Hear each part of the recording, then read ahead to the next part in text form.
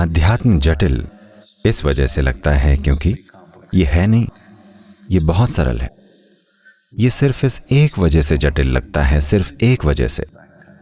आप जितनी ज्यादा कोशिश करते हैं उतने ही ज्यादा मजबूत होते जा रहे हैं, लेकिन अगर आप कोशिश न करें तो कोई रास्ता नहीं है। अगर आप ये समझ जाएं तो आप देखेंगे कि आपका ध्यान अलग अलग आयामों में विकसित हो जाएगा।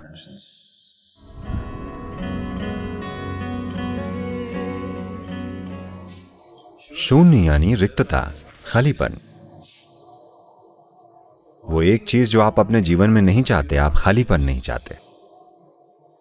अपने जीवन में आप ये जो सारी दिक्कतें उठा रहे हैं, शिक्षा, परिवार, प्रोफेशन, पैसा, समस्याएं, सब कुछ, किसी तरह आप ये पक्का करना चाहते हैं कि आपका जीवन खाली ना हो।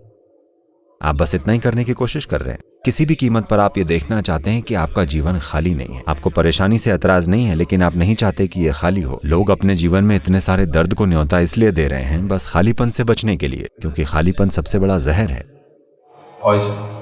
ये सबसे बड़ा जहर है।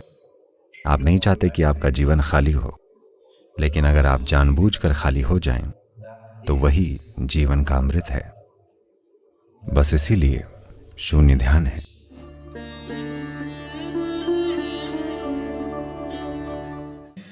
शून्य यानी खुद को बाहर करना। अगर आप खुद को अपने जीवन से बाहर करने की कला में महारत हासिल कर लें, तो सिर्फ 15 मिनट के शून्य से ही आत्मज्ञान हो सकता है। लेकिन ऐसे इंसान बहुत कम होते हैं जो खुद को बाहर करने के लिए तैयार हैं। ऐसी चीजें सिर्फ तभी आती हैं जब उनमें समर्पण की एक गहरी भावना हो। समर्पण की ओर उनकी मदद किए बिना यह असंभव नहीं है, लेकिन दुर्लभ है। यह हर एक इंसान के लिए संभव है, लेकिन जब लोग ध्यान को बेहतर तरह से जीने की एक तरकीब के रूप में उपयोग करते हैं, तो खुद को बाहर करने का सवाल ही नहीं उठता है ना। इसे आप अपने लिए ही कर रहे हैं, आप अपनी खुशहाली के लिए ध्यान कर रहे हैं। यह अपने आप में ही एक हार है। लेकिन अगर मैं लोगों से कहूं बस ध्यान कीजिए, जरूरी नहीं कि इससे कोई खुशहाली आए, तो ज्यादातर लोग कभी ध्यान नहीं करेंगे।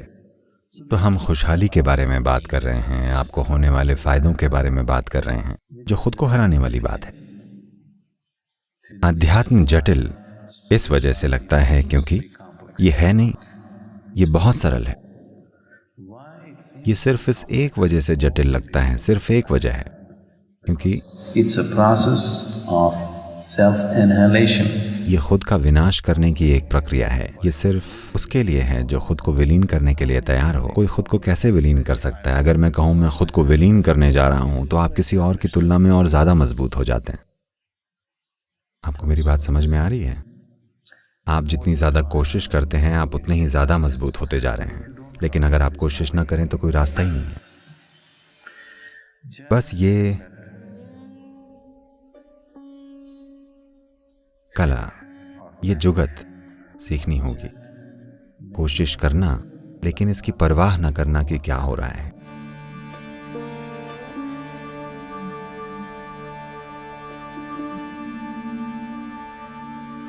यही ध्यान का सार तत्व है।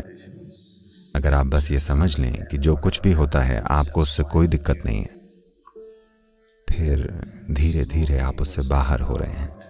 आप कोशिश करने की प्रक्रिया से बाहर नहीं हो सकते, लेकिन आप उससे पैदा होने वाले फल से बाहर हो सकते हैं, है ना? अगर आप इसे दूर कर दें, आपके साथ कुछ होने की जरूरत नहीं है। कोई फायदा नहीं चाहिए होगा। भले ही आपको यातना दे, आप फिर भी हर दिन बैठेंगे। अगर आप में ये भाव आ गया, तो आप देखेंगे कि आपका ध्यान अलग अलग आयामों में विकसित हो जाएगा। पर लोग हमेशा ध्यान करते समय हिसाब लगाते रहते हैं, मुझे भरपूर फायदा हो रहा है ना। ये अपने आप में एक सीमा है, लेकिन आप लोगों को फायदा दिए बिना उन्हें प्रेरित नहीं कर सकते। कोई भी ध्यान नहीं करेगा अगर आप उनसे कहें कि आपको मिलेगा कुछ नहीं, बस ध्यान कीजिए। तो यहीं पर ध्यान सीमित हो गए हैं।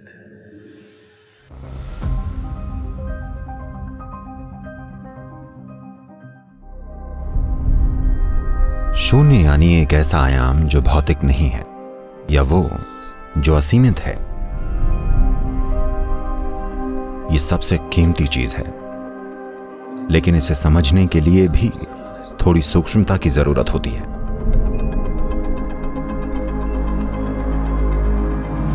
अगर आप बस निर्देशों का पालन करें और बैठ जाएं, तो शारीरिक स्तर पर बदलाव हो रहे हैं जो साफ तौर पर आगे की ओर एक कदम है। इससे कोई फर्क नहीं पड़ता कि आप क्या करते हैं, आप किस तरह का अभ्यास करते हैं। शून्य का वास्तव में कोई विकल्प नहीं है। 15 मिनट के शून्य से ही आत्मज्ञान हो सकता है।